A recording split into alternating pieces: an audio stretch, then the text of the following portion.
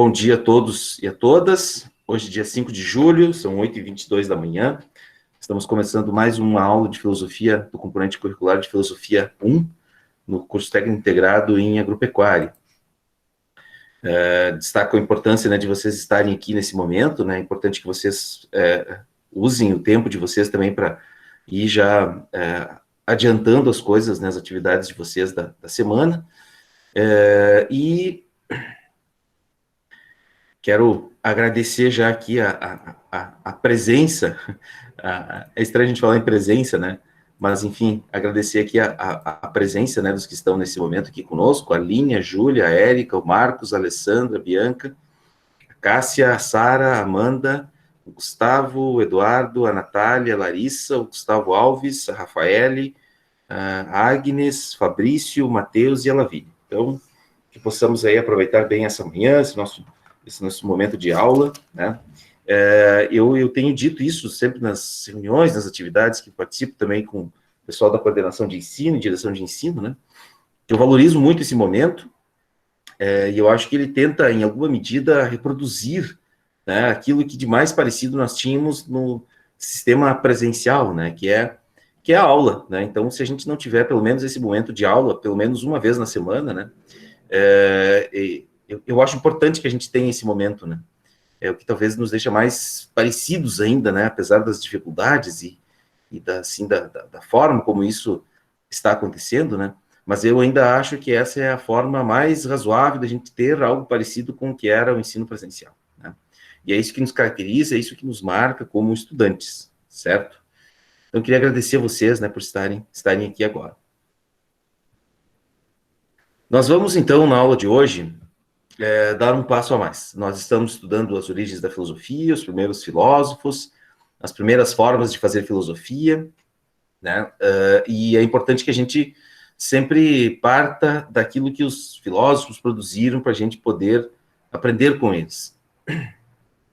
E nós hoje daremos um passo a mais, para estudar um dos grandes clássicos da história da filosofia, que é Aristóteles, Se a gente for ver esses três grandes filósofos da antiguidade, desse período clássico, Sócrates, Platão e Aristóteles, eles são distantes temporalmente um dos outros, um de cada outro, mas um é discípulo do outro sempre, Então, nós vamos ter o Sócrates, que é mestre de Platão, e Platão, que é mestre de Aristóteles, Então, um sempre é o mestre do seu próximo filósofo, Então, que o que a gente veja na aula de hoje também seja uma sequência,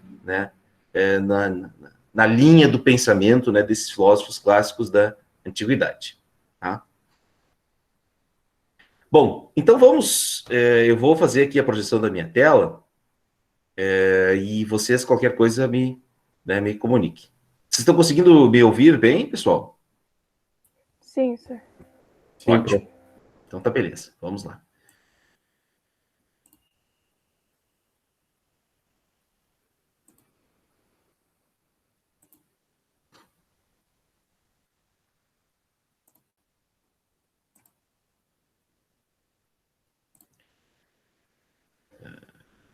Aqui, ótimo. Muito bem. Então, como eu falei para vocês, a gente está vendo um pouco da história, da origem da filosofia, E o filósofo da aula de hoje é Aristóteles. Bom, diferentemente dos outros que a gente estudou, de Sócrates e Platão, Aristóteles ele não é um ateniense, mas vai estudar em Atenas.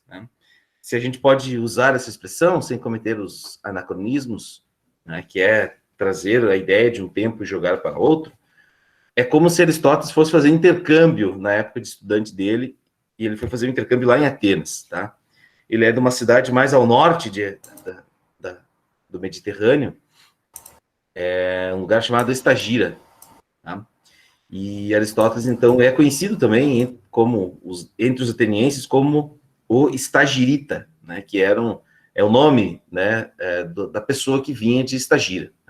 Então, também muitos chamam Aristóteles de o Estagirita. Bom, então, o Aristóteles é um desses filósofos que está aqui nesse quadro representado. Esse é um quadro do século XVI, É é um quadro renascentista, né, desse pintor chamado Rafael Sanzio, tá? Então, aqui nós temos vários filósofos dessa época do período clássico, tá? Então, ali eles estão discutindo, lendo, estudando, trocando ideias, né? Por exemplo, dizem, essa pintura, primeiro, ela comete muitos equívocos, né? Como as pessoas da época não tinham muito essa noção tinham essa noção de tempo, né? Mas eles acabavam dando, em função da sua pintura, os pintores acabam fazendo muito isso, né? Geralmente eles fazem, a gente chama isso de licença poética, né? É você permitir que uma obra de arte ela tenha um erro pela beleza, sendo que isso é mais belo do que se fosse a narrativa correta, né, daquilo que ela está representando, tá? Então aqui, ó, só para vocês, porque a gente pode dizer que isso é um erro, né? Porque aqui é o centro, ó, vocês estão vendo esse aqui, ó, esse aqui seria Sócrates, né? E Sócrates não viveu no mesmo tempo que Aristóteles, né? Sócrates morreu em torno de 70 anos antes do Aristóteles viver, tá? Então, não teria como Sócrates e Aristóteles frequentarem o mesmo espaço, né? Assim como deve ter alguns pré-socráticos aqui, lá do século VI a.C., né? Alguns sofistas, né, como Protágoras e o Górgias, também estão representados, se não me engano, são esses aqui do fundo, ó, que eles estão falando, tá? Aqui nós temos uma filósofa mulher, né? Também existiam filósofas mulheres nessa época, né? Essa aqui era uma delas. E aqui é o centro, ó, estão vendo bem aqui no centro, ó? Aqui no centro nós temos, esse é Platão, tá? Platão. Estão vendo a mão do Platão aqui, ó? Estão vendo a mão do Platão aqui? Conseguem ver? Aqui. Sim, prof. Talvez vocês não consigam ver, porque talvez a imagem não esteja tão próxima assim, né? Mas depois, quando vocês olharem com mais atenção, procurarem essa imagem, digitarem aí no Google, Escola de Atenas, né? Vocês vão ver essa pintura aqui. E vocês podem olhar ela com mais atenção, com mais detalhes, aproximar essa imagem, tá? Bem aqui ao centro estão os dois principais filósofos desse período clássico, que é Platão, Sócrates, Platão e Aristóteles, tá? Estão vendo como é que está o Platão aqui, ó? Platão está com a mão para cima, assim, ó, né? Vocês lembram de que era a realidade para o Platão? Qual que era a realidade mais real para o Platão? Lembram? Onde que estava a realidade mais real? Lembram do mito da caverna que a gente viu semana passada? Onde está a realidade mais real? Está onde? Está lá no mundo das ideias, né? Então, por isso que Platão aparece ali com a mão levantada para cima. A realidade está no mundo das ideias. O Aristóteles, depois a gente vai ver um pouquinho mais, ele foi discípulo de Platão. E era considerado o discípulo mais sábio na academia. Essa é um retrato da academia de Platão, né? Era considerado o discípulo mais sábio de Platão, Aristóteles. Mas olha como é que está a mão do Aristóteles aqui, ó. Estão vendo? Conseguem ver a mão do Aristóteles? A mão do Aristóteles está aqui, ó, está para baixo. Tá? Está apontando para baixo. Ele está com a mão espalmada, com 5 dedos, assim, né? De modo geral, a gente pode simplificar o Aristóteles na primeira grande oposição a Platão. Para Aristóteles, o mundo, a realidade mais real, não está no mundo das ideias. Ela está aqui no mundo sensível. Está nesse mundo aqui que nós estamos. Não é que não exista o mundo das ideias, mas a realidade mais real é a realidade que a gente absorve pelos nossos sentidos. Tá? Então, essa é uma grande oposição ao pensamento de Platão, né, que o Aristóteles vai, depois a gente vai ver um pouquinho mais um desdobramento disso. Né? Eu escutei algo do chat, alguém falou alguma coisa, levantou a mão? Fui eu que tinha levantado a mão, prof, mas é o mouse clicou sozinho. Tá, beleza. O Matheus, acredito que esteja se referindo, né, Matheus, que o Platão está dizendo que a realidade é aquela que está lá no mundo das ideias, né? Como se fosse a realidade eterna, né, que estaria lá no mundo das ideias.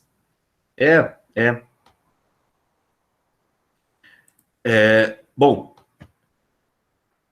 então, isso é só para a gente começar um pouquinho falando do Aristóteles, tá? Eu quero trazer alguns aspectos da vida dele, né? Então, o Aristóteles é um jovem Alguém falou alguma coisa no chat? Sim, isso, Matheus, em relação à caverna, exatamente, né? A realidade é aquela que está lá fora da caverna, não é a que está dentro da caverna, tá? O Aristóteles, então, como falei para vocês antes, né? Ele tinha 17 anos, um pouco mais que a idade de vocês, né? E na formação dele, então, ele sai da cidade dele, de Estagira, né? O pai dele era médico, né? Não era um médico na época não era uma pessoa de posses, né? Tantas posses como são os médicos de hoje, pelo menos a maioria dos médicos, né? Ou pelo menos alguns médicos, né? Que não são tão poucos também. Geralmente, na nossa sociedade atual, os médicos são... A profissão de médico ela é extremamente valorizada, né? Nessa época, o médico era assim, era um pouco mais do que um curandeiro, né? Ele não podia fazer muito mais porque, né, a medicina da época era uma medicina ainda muito, muito mais voltada para a prevenção, né, do que propriamente para os tratamentos, como ela é hoje. Então, o Aristóteles era filho de um médico, né? E então, mas ele tinha esse interesse pela filosofia, então ele vai estudar filosofia em Atenas, né? Que é a cidade onde é como se fosse o grande centro científico dessa época aqui. Tá?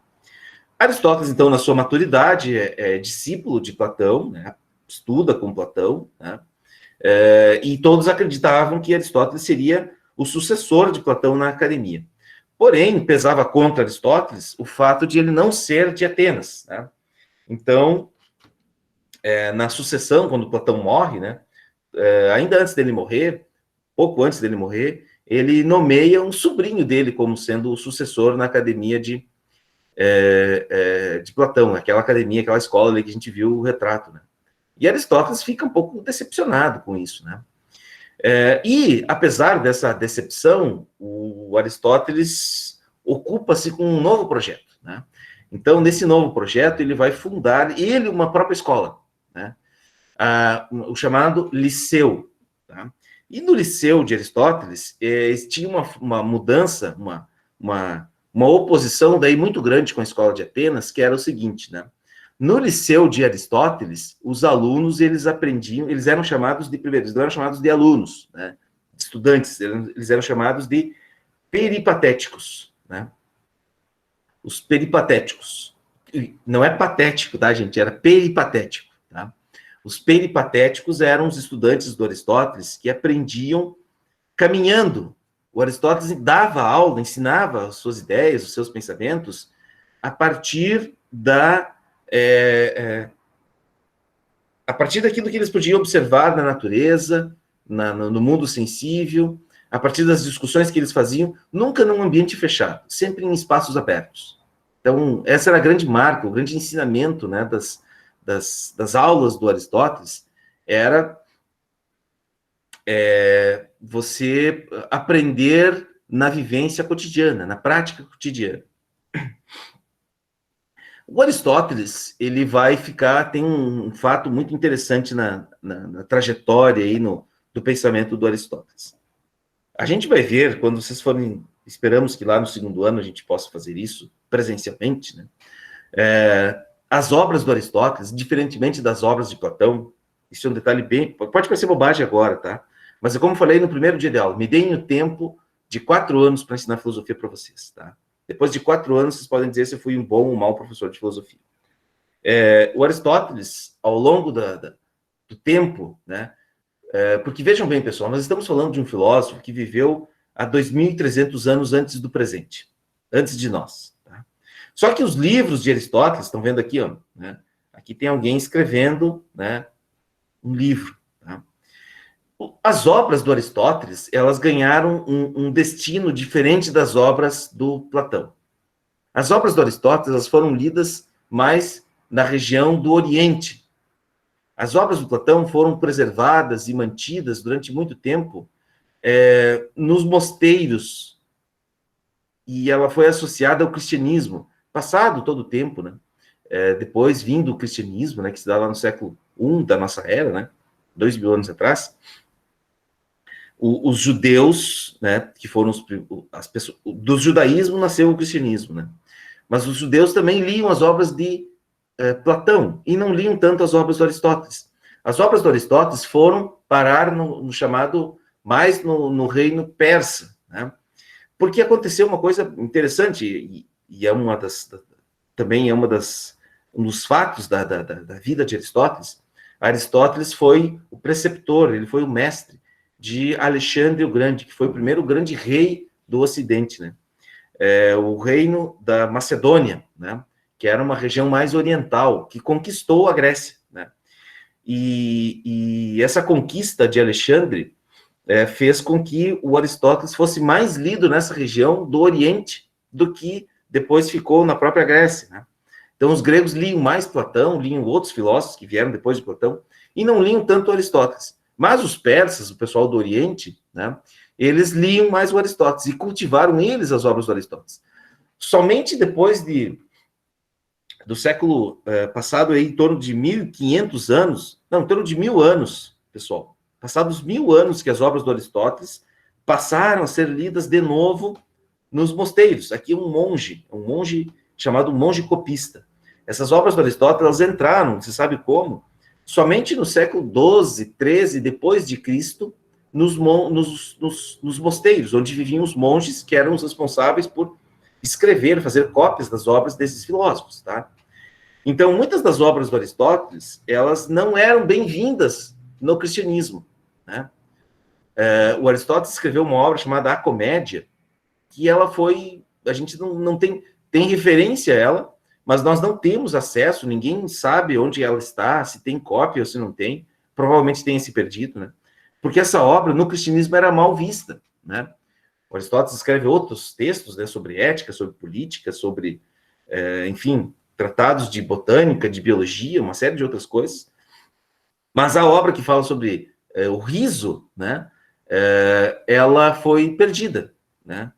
E acredita-se que quem fez esse papel foi a Igreja Católica, né? Os cristãos, durante a Idade Média, que não gostavam, né, da ideia de que a gente poderia aprender alguma coisa com o riso. A ética e a política até podia, né? Mas a comédia não, né? Então tem esse detalhe, né? As obras do Aristóteles, elas ficam separadas da cultura ocidental. Durante 1.000 anos, mais ou menos, né? É como se Aristóteles não existisse para os ocidentais, né? E os orientais liam Aristóteles, né? Todo o pessoal da região persa, da Macedônia, onde hoje é o Iraque, o Irã, o Golfo Pérsico, toda aquela região ali, a Arábia Saudita, o norte da África, muita gente lia, uma parte do norte da África lia o pensamento de Aristóteles, né? Então, assim, é como se fosse assim, os seguidores do Platão liam Platão no Ocidente e os seguidores de Aristóteles liam Aristóteles no Oriente, tá? Então, tem essa distinção. Então, como eu falava para vocês antes, né? Aqui está o Aristóteles representado nesse quadro, a Escola de Atenas, e aqui que eu falava para vocês, né? Para Aristóteles, a realidade não está no mundo das ideias, mas ela está no mundo sensível. Ela está aqui entre nós, né? Isso depois a gente vai ver o que significa isso, por que esse detalhe é tão importante, né? Nesse momento inicial aí do pensamento de Aristóteles, tá? Bom, o Aristóteles tem uma frase que é essa que vocês estão vendo aí, tá? Para o Aristóteles, o homem é naturalmente um animal político.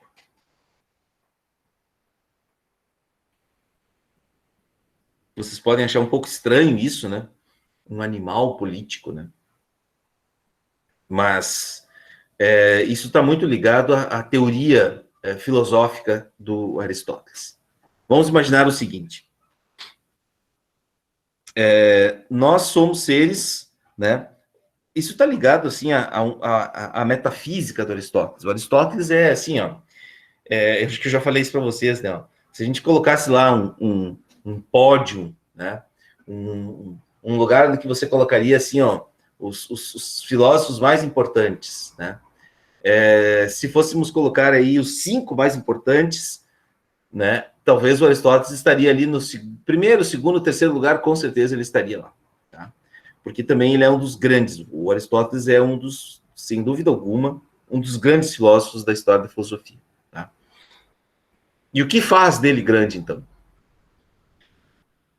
Uma das coisas que faz o Aristóteles grande primeiro, o fato de a sua obra ter resistido tanto tempo, né? Então, a gente está falando de um filósofo que escreveu e produziu essas ideias, né? é como falar para vocês, né? Era assim, é quase no meio do mato, né? Esse pessoal vivia assim num modo de vida muito diferente do nosso, né?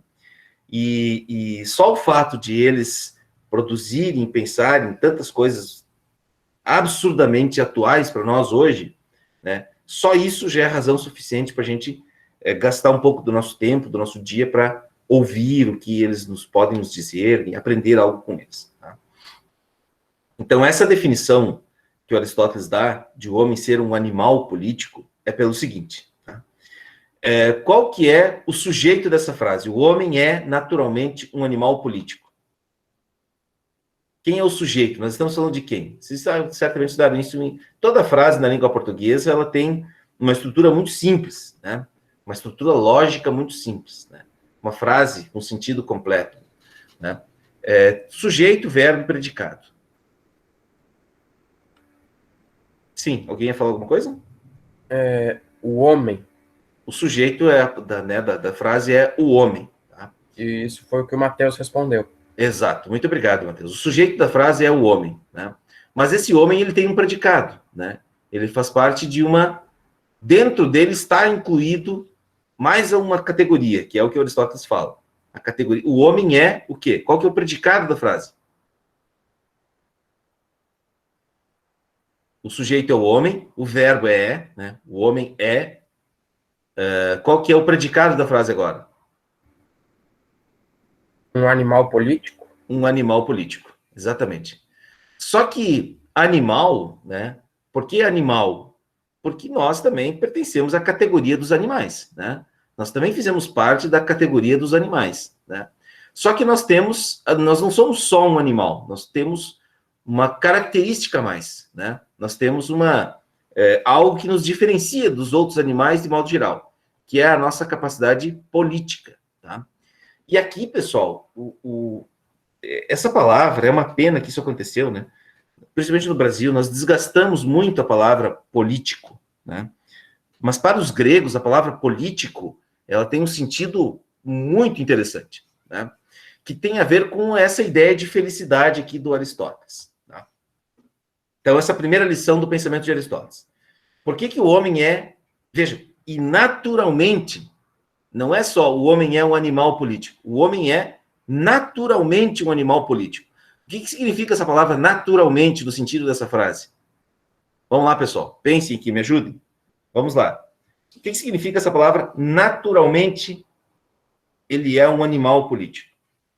O que ele quer? Por que ele não colocou só o homem é um animal político? Mas ele escreveu ali, ó, o homem é naturalmente um animal político. Isso quer dizer o quê?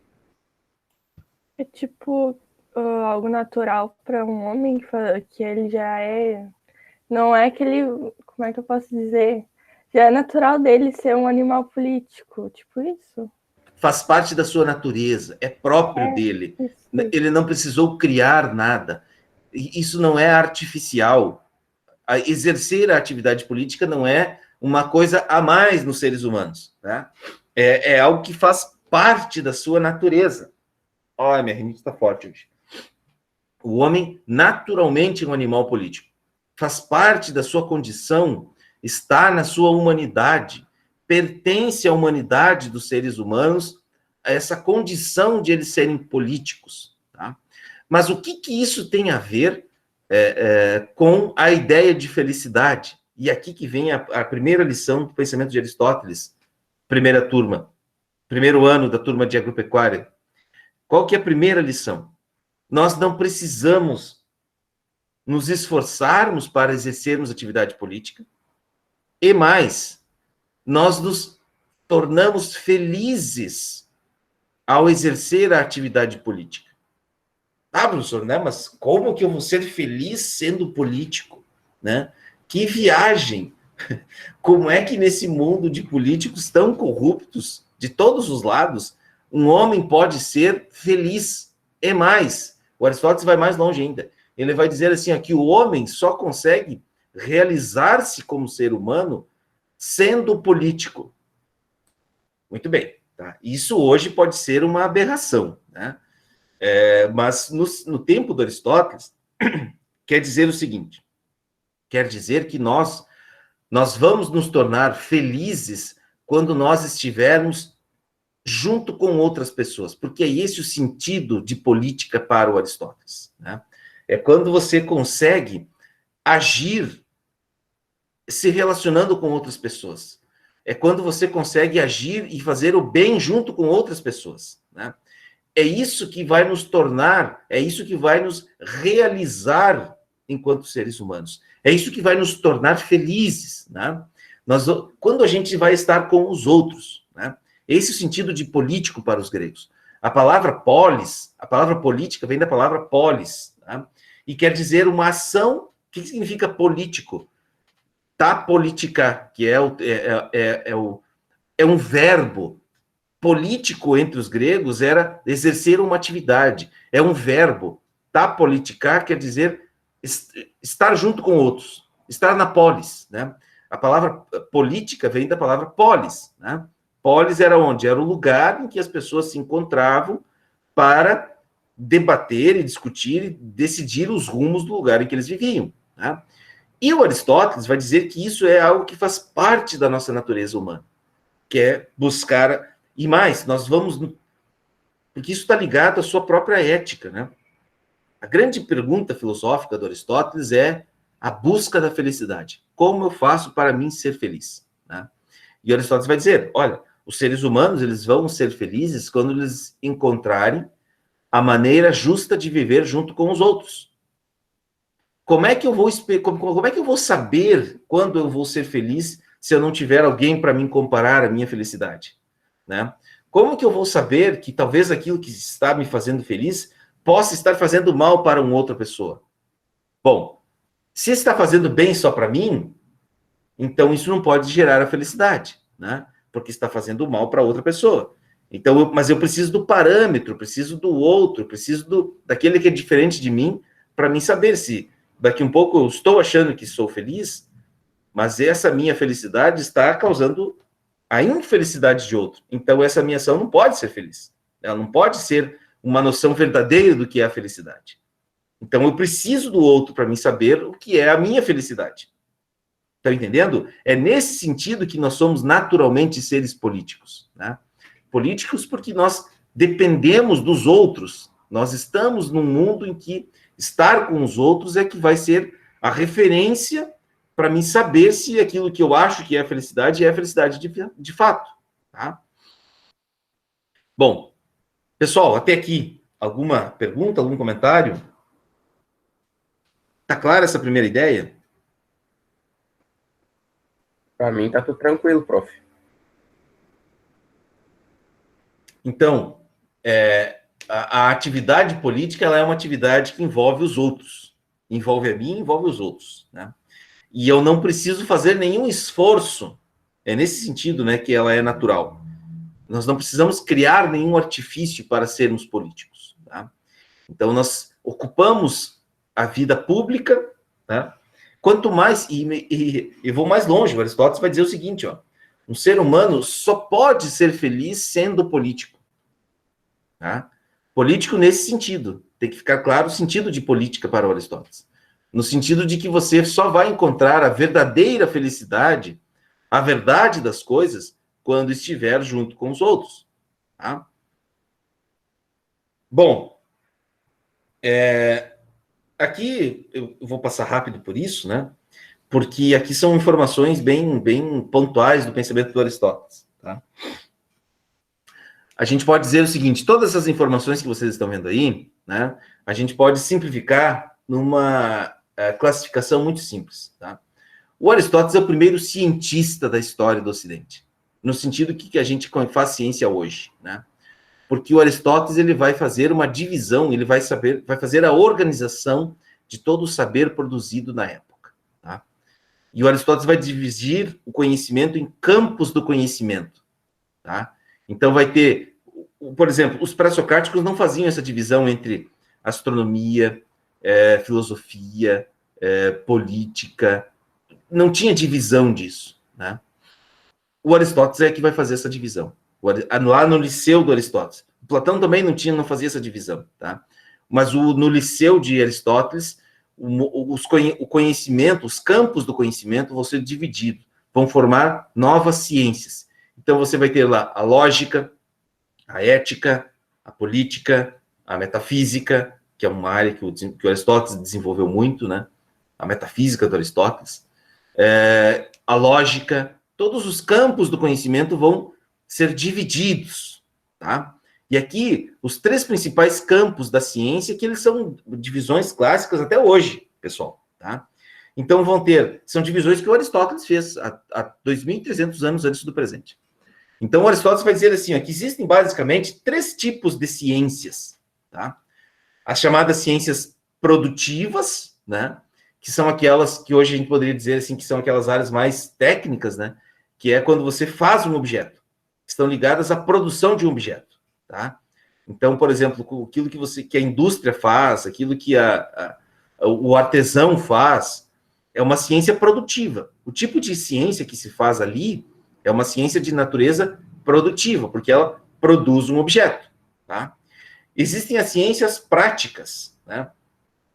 Que são a ética e a política, que são ações, que são ciências que você aprende, porque ao fazê-las, você está se realizando, como eu falava antes para vocês, né? Para Aristóteles, como que uma pessoa se torna ética? Uma pessoa se torna ética agindo. Então, não adianta eu dar sermão de ética para vocês, dar sermão de moral, né? Não, eu preciso aprender, e eu preciso, ao viver, pensar nas minhas atitudes, né? E é isso que vai me transformar numa pessoa ética, tá? É usando a minha capacidade racional que eu vou me tornar uma pessoa ética, tá? Por isso que o Aristóteles vai dizer que essas ciências práticas, elas são ciências em que o que se faz? Você não faz nenhum produto, mas você te realiza enquanto agente, tá?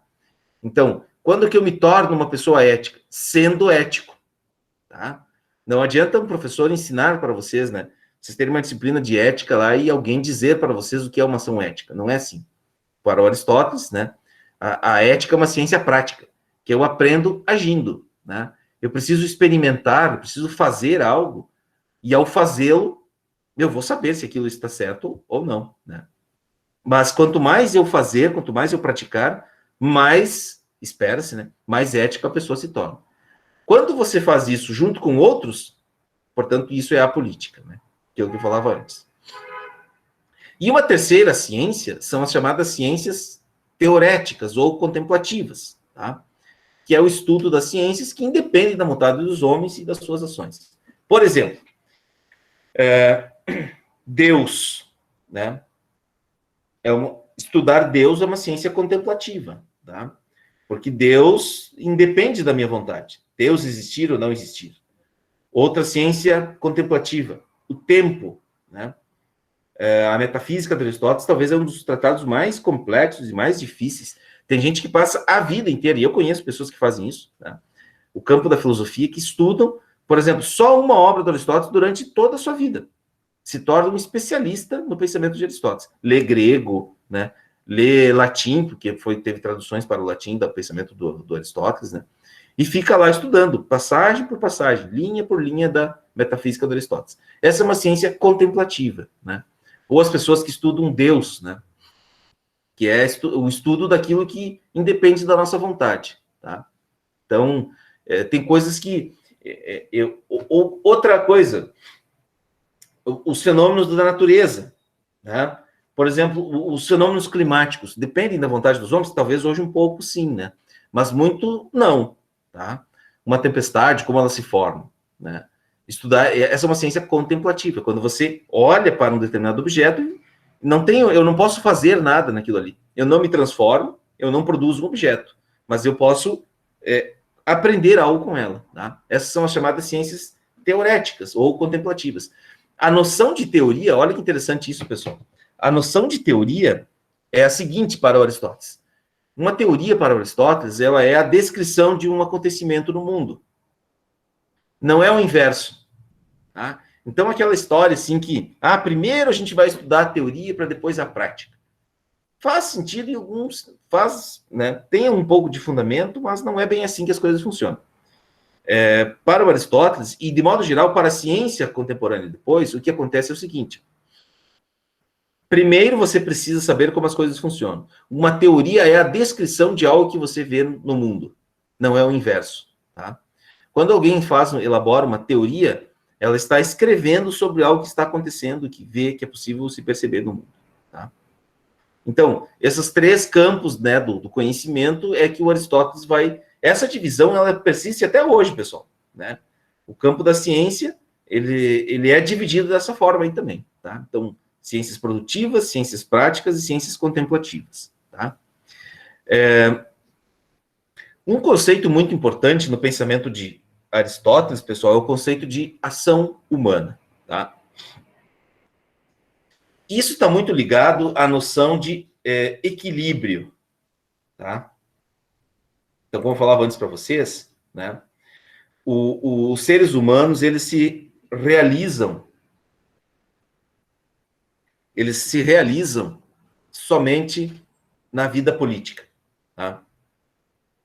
Mas, então, o que é a política para o Aristóteles? A gente já viu antes, né? A política é uma ciência prática, que se realiza na cidade. A cidade é o lugar, né? É o espaço público, espaço político, portanto, né? De um bem viver, né? É somente na cidade que eu vou encontrar o equilíbrio, a medida de todas as coisas, né?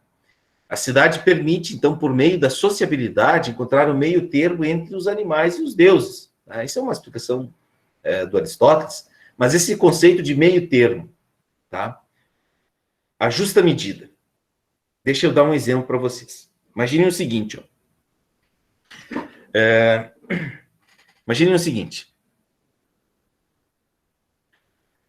Vocês vão ter uma prova sexta-feira que vem. Agora, dia 9 de julho. Imagine que vocês terão uma prova. Imagine que a gente está presencial, no sistema presencial, e vocês vão fazer uma prova presencial em aula. Sexta-feira que vem. Tá? De uma disciplina com muitos conteúdos. Né? E aí vocês não estudaram nada para a prova. E vocês começam a estudar agora todos os dias, né? 7, 8 horas por dia. E vocês tentam estudar muito agora. E chega o dia, e aí vocês comem, não se alimentam bem, não dormem bem, ficam ansiosos, né? Ficam se concentrando somente nisso. Sexta-feira chega o dia da prova. Qual que vai ser o resultado da nota de vocês? Qual que vocês acham que vai ser o resultado? Vamos ver. Provavelmente não vai ser tão boa, porque a gente se esforçou demais durante o estudo e só ficou prestando atenção naquilo. Além de não ter feito o quê? Descansado um pouco? A vida tem uma série de coisas que a gente precisa fazer, né? A gente precisa sempre manter as coisas todas em equilíbrio, né? Vamos imaginar que essa prova fosse do conteúdo de um trimestre, né? Mas eu não prestei nenhuma atenção nas aulas do trimestre inteiro. Eu vou prestar atenção só nas aulas hoje. Aí, só na aula de hoje, ou dessa semana, né? Aí eu não prestei atenção nas outras aulas, eu não fiz os outros exercícios, eu não fiz as outras leituras, eu não fiz nada do que eu tinha que fazer durante um mês. Daí agora, na última semana, eu vou tentar fazer tudo. Né? Qual que é o risco disso, ou qual que é a probabilidade, melhor dizendo, disso dar certo? Existe a probabilidade? Existe, né? Mas a possibilidade disso dar errado é muito maior do que se ao longo desse mês inteiro eu tivesse prestado atenção nas aulas, feito os exercícios, dormido bem, me alimentado corretamente, praticado uma atividade física, me relacionado com os meus amigos, não ter feito nada uns 2 dias da semana. Se eu tivesse levado o mês inteiro de equilíbrio, talvez eu teria que dar uma estudadinha agora um pouco mais próximo do dia da prova, mas eu não teria que estudar tanto assim, né, se eu não tivesse estudado nada ao longo do mês, tá? Do mês que passou. Então, é isso que o Aristóteles chama, né, de justa medida, de meio termo. Eu preciso encontrar o equilíbrio entre os extremos, né? Eu tenho que fazer tudo de modo equilibrado. Onde que eu aprendo a fazer as coisas de modo equilibrado? Na cidade. Mas não é na cidade, no sentido físico da cidade, pessoal, as ruas, a praça, né? Enfim, é a cidade no sentido da sociabilidade, de estar com os outros, né? E aí eu começo a observar, tá, mas teve uma pessoa que prestou atenção a aula inteira, o mês inteiro, né? Essa pessoa foi bem na aula. Eu não prestei atenção nada nunca. Será que eu vou ir bem na aula, né? Então, eu preciso do outro, preciso me sociabilizar. É nesse sentido que as nossas ações, elas sempre vão ser boas ações quando elas forem ações equilibradas, que eu encontre a justa medida. Talvez em algum momento eu tenha que estudar um pouco mais, mas talvez eu não precisaria estudar tanto agora nessa última semana. Talvez eu tive que perder aí umas 2 noites fazendo exercícios, revisando conteúdos durante o mês, mas eu não vou precisar estudar todo o conteúdo nessa última semana, tá? Então é nesse sentido que a política é uma atividade em que eu aprendo também fazendo, é uma atividade prática, né? No sentido de que eu estou sempre aprendendo por meio da sociabilidade. É isso que nos dá cidadania, né? O Aristóteles é talvez um dos filósofos desse período que mais discutiu as questões políticas, né? E que talvez mais reverbera no mundo atual, né? Então, para o Aristóteles, a cidadania é uma ação praticada em conjunto, né? Junto com outras pessoas, tá? Essa sociabilidade, ela gera um ethos. O que é um ethos, pessoal? Um ethos é assim, é aquela tua consciência, né? É aquele teu instinto de dizer, isso eu posso, isso eu não posso fazer. Eu aprendo isso junto com os outros.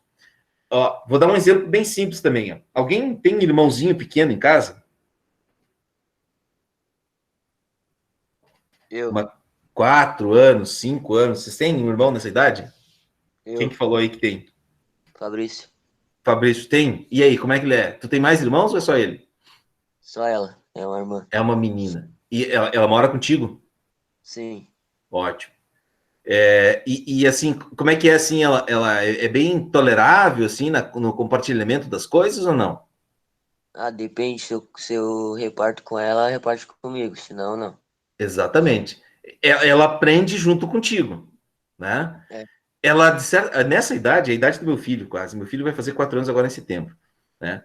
É a idade em que está desenvolvendo esse ethos, né? Esse ethos da sociabilidade. Por isso que nessa fase é importante a escola para essas crianças, né? É bem importante a escola, tanto que mesmo na pandemia, essa faixa etária da educação infantil é permitido aula, né? Primeiro porque eles se contaminam menos, né? E segundo porque é muito importante para o desenvolvimento humano dessa criança, né? A sociabilidade. Por quê? Porque é ali que quando a criança disputa um brinquedo, ela está, no fundo, ela está aprendendo a fazer o quê?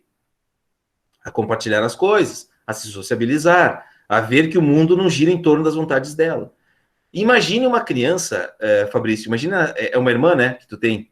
Imagina a tua irmã se não convivesse com mais ninguém, só ela, e todo mundo estivesse fazendo as vontades dela. Como que seria? Como que seria a probabilidade dessa criança ser? Uma criança, tem um nome até para isso. Vai ser uma criança mimada, né, gente? Uma criança mimada. E como que são os mimados? Os mimados querem como? Que o mundo seja... Por exemplo, tem os filhos únicos, né? A maioria que eles...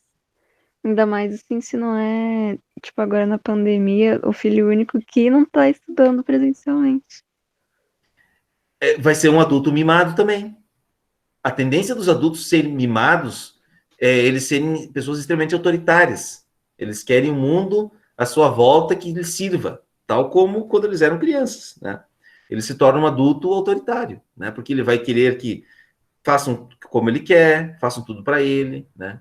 Não vamos generalizar, né? Dizer que isso é só o filho único, né? Podem ter pessoas, né? Que tenham comportamentos né? Que também sejam assim, tendo 2, 3, 10 irmãos, né? Mas a tendência é que possa acontecer isso, né? Então é por isso que a ideia de cidadania, antes ainda dela ser um direito, né? Que é o que a gente tem hoje, ela é uma ação prática que a gente aprende com os outros, né? E mais, o Aristóteles vai mais longe, né? A nossa plenitude de seres humanos, as nossas amizades, né? Elas são é ali que você aprende a viver uma existência compartilhada, a conhecer as regras, né? Então, isso é cidadania para Aristóteles, né? A ideia é de você compartilhar espaços, aprender a se sociabilizar junto com outros, né? Lembram? Para Platão, vamos fazer aqui um paralelo, né? Para Platão, os outros são sempre a cópia da realidade, né? O mundo está lá no mundo das ideias, então a gente não precisa se preocupar tanto com esse mundo aqui agora, né? Por isso que a discussão, por exemplo, do que a gente fez na semana passada, que vocês estão lendo aí, da noção de justiça, né? O Sócrates, a resposta que ele vai dar é que deve existir uma ideia de justiça em si, né? Uma ideia de justiça que eu possa descobrir por conta própria, né? Diferente do que, por exemplo, os sofistas diziam. Os sofistas relativizavam isso, né?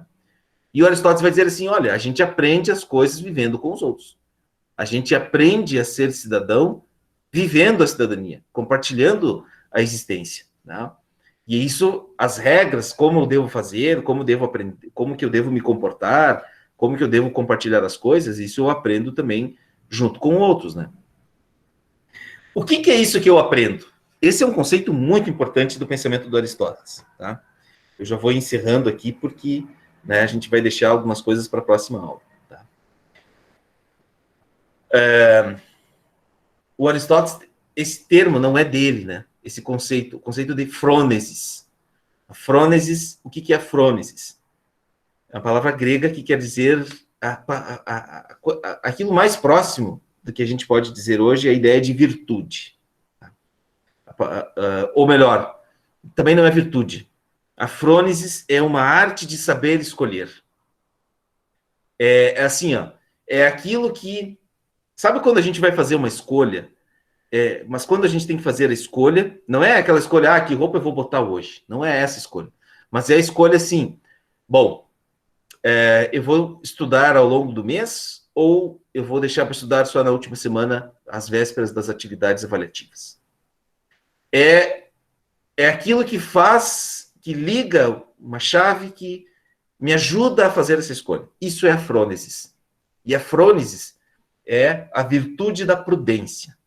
Ela é uma disposição da alma em praticar a virtude de deliberar. Então, é aquilo que me ajuda a deliberar a respeito do existente e do eventual. O que é o existente? É o que eu vou fazer agora. O eventual é, bom, diante de um fato inusitado, como que eu vou reagir, né? Porque às vezes é fácil a gente escolher aquilo que está sempre acontecendo e a gente tem já um critério para aquela escolha, né? Porque isso está sempre acontecendo. Mas, de repente, acontece uma coisa diferente, né? Por exemplo, agora, vou contar um caso bem rapidinho, né? Que tem a ver um pouco com isso, tá? Olhem só, vocês estão chegando agora no IFE, mas aconteceu um caso, na verdade são 4 casos, mas 2 casos que são bem pontuais e a gente teve que fazer uma reunião sexta-feira, os professores do Instituto, do curso de Informática. 2 meninas, olhem só que coisa interessante, 2 meninas formandas, né, elas eram da turma do 4º ano, são da turma do 4º ano do Instituto, do curso, de um dos cursos, elas conseguiram vaga, elas fizeram vestibular, conseguiram vaga na URGS, só que elas não terminaram o ensino médio ainda, o IFE não concluiu, em função da pandemia, né, ou seja, a pandemia é o eventual, né, e elas ainda não terminaram, mas elas fizeram um excelente curso, elas têm excelentes notas, né, elas estão, entre aspas, atrasadas em função da pandemia, né, para a conclusão do ensino. Elas deveriam ter se formado no final do ano passado, tá? E elas vão conseguir se formar agora, vão conseguir completar toda a carga horária, né? O calendário que o IFE montou vai permitir que elas concluam em setembro. Só que elas conseguiram vaga para a URGS. Elas foram aprovadas no vestibular da URGS. Só que a URGS tem um critério que eles têm que entregar a documentação de conclusão do curso até fim de agosto, se não me engano. Agora não tenho bem certo a data, mas é de julho. Fim de julho, tá? E aí, a gente teve que deliberar sobre isso, né? Qual que seria a atitude mais prudente? Era fazer com que elas concluíssem o curso junto com os colegas dela lá em setembro, ou que nós, professores, acelerássemos o processo para elas terminarem o curso agora e já poder entrar na URGS, né? Essa é uma escolha do eventual, né? O que deve, segundo Aristóteles, o que deve conduzir nessa circunstância, é a prudência, né? Então, é isso que nos deve... Mas qual que é o critério que a gente vai usar, então, para isso? Olha, o que é o mais prudente a se fazer, né? Qual que é o mais correto, né? O que seria o mais justo a se fazer nessa hora? Qual que é a justa medida, né? O que vai gerar o melhor equilíbrio, né? Ah, mas os colegas vão dizer, eles vão terminar antes o curso. Tá, mas é por uma razão. Elas conseguiram uma vaga numa universidade renomada no país, nos cursos que elas queriam, né? Então, a gente pode fazer algo eventual. Ah, mas se um outro aluno pedir... Não, mas daí não pode, né? Se um outro aluno, num outro ano, fazer esse mesmo pedido, a gente vai aprovar elas, a gente vai acelerar o calendário delas, a gente vai fazer as provas agora para elas? Não vai fazer. Porque o existente, a prática sempre foi essa. Mas nesse caso, é mais ético a gente avançar, acelerar um pouco o processo para que elas possam concluir o curso logo e entrar na URGS, né? Bom, esse é um exemplo, então, só estou dando um exemplo, né, pessoal, do que é a frônesis, né? A frônesis, então, é essa virtude da prudência. É você saber deliberar diante do eventual, né, com certa pertinência, né, com certa... diante desse eventual, o mais correto é se fazer isso. E isso está ligado a uma noção dos gregos de areté. Areté é uma palavra grega que quer dizer o seguinte, né? É a virtude, a excelência num ser humano, será a disposição que o torna um bom ser humano e que também o fará desempenhar sua função bem, tá? A pessoa que aprende a decidir por meio, então, dessa virtude da prudência, com a frônesis, né, ela vai ser um bom ser humano. Esse é o critério de um bom ser humano. Não é você fazer sempre a mesma coisa. Às vezes, você precisa fazer coisas diferentes, né? Mas você precisa... Diga. Eu vou ter que sair da aula aqui, porque eu vou ter que ir no hospital. Daí, eu vou ir. Só quem é? Diga, por favor. Eu não escuto. Fabrício?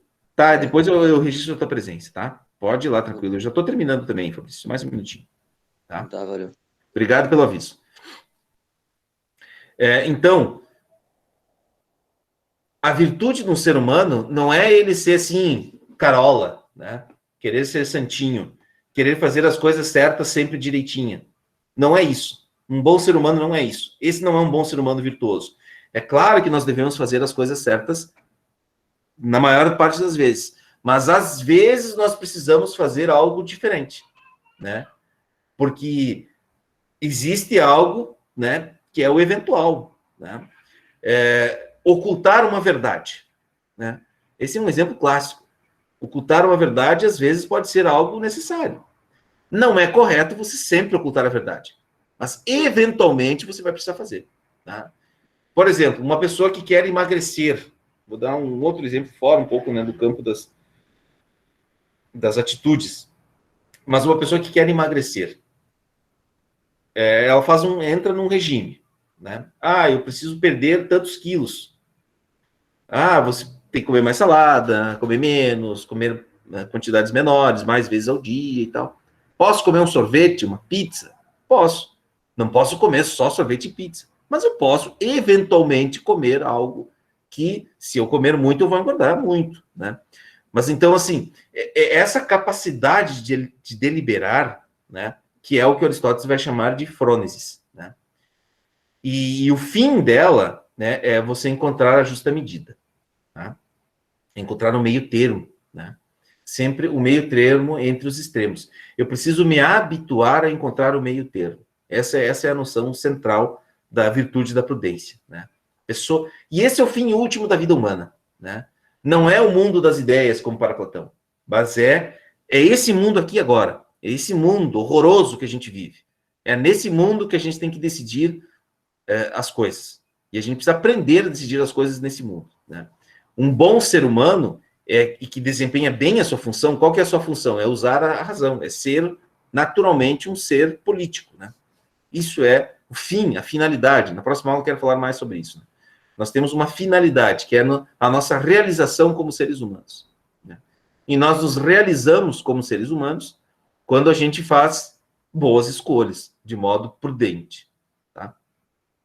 Bom, pessoal, eu vou encerrar a aula por aqui, e na próxima semana a gente vai fazer, a gente vai retomar alguns aspectos ainda do pensamento do Aristóteles. Essa semana eu vou liberar mais um questionário para vocês responderem também, já considerando aí as avaliações de vocês. Esse vai ser um questionário com correção automática, né? Como acho que eu já fiz um com vocês assim, né? E esse vai ter correção automática também, tá bom?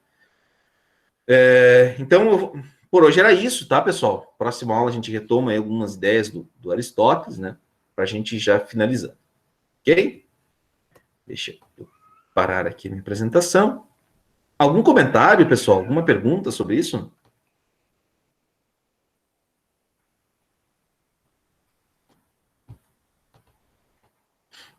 Acho que não, tá tudo certo.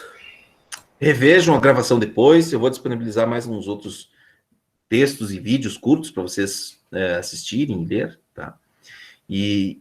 Mas também estamos aqui diante de um dos grandes filósofos da trajetória. Deixa eu fazer a chamada bem rapidinho aqui. Eu já registro a frequência de vocês. Hoje não está tão frio, né, turma?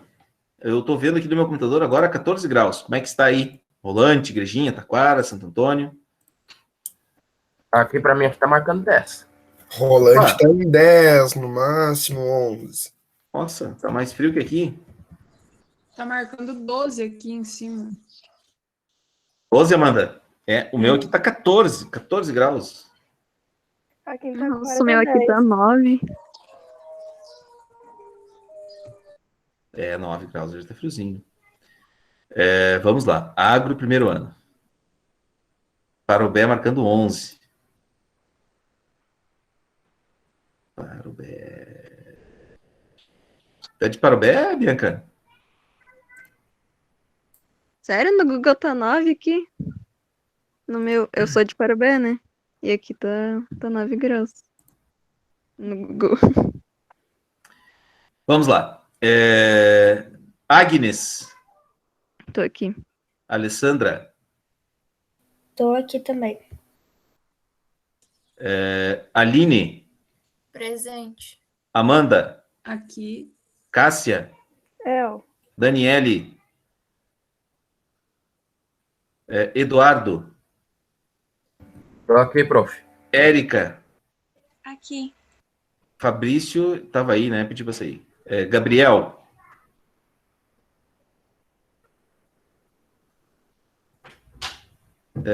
Guilherme.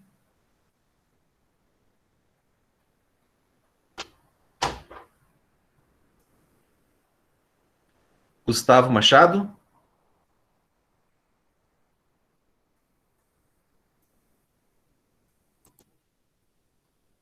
Gustavo Alves. Aqui. João Vitor da Silva. João Vitor Rodrigues. Júlia.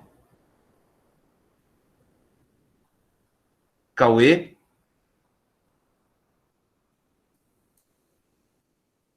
Como eu não ia Lavínia. participar, eu acho que o Gustavo me zoou. Presente.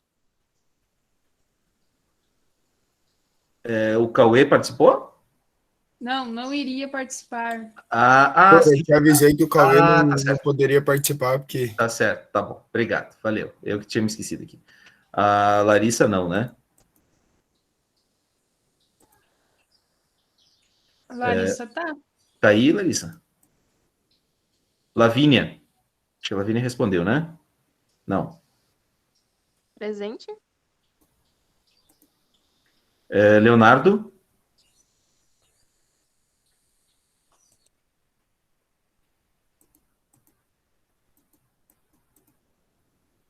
Luana? Luísa? A Luísa saiu, senhor.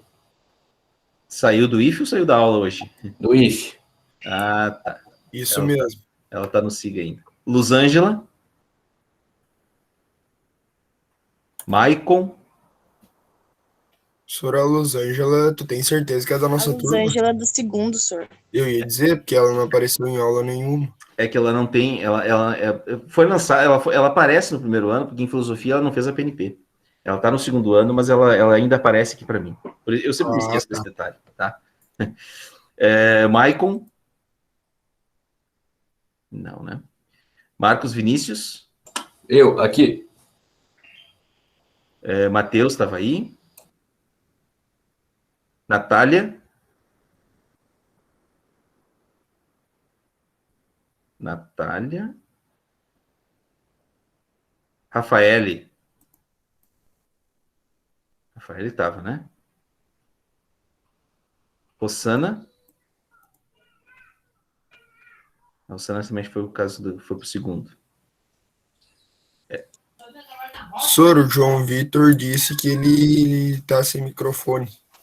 Qual João Vitor? Rodrigues? Vitor Batista da Silva. Tá. E o Matheus Souza também, senhor. Tá. Ambos estão presentes, mas estão sem microfone. Beleza. Tá bom. E a Sara? Ela já saiu. A Sara já saiu. Tá, beleza. Tainá? A Tainá não vai participar. Tá. Ela tinha cancelado a matrícula pelo que ela falou. Tá. E Wesley?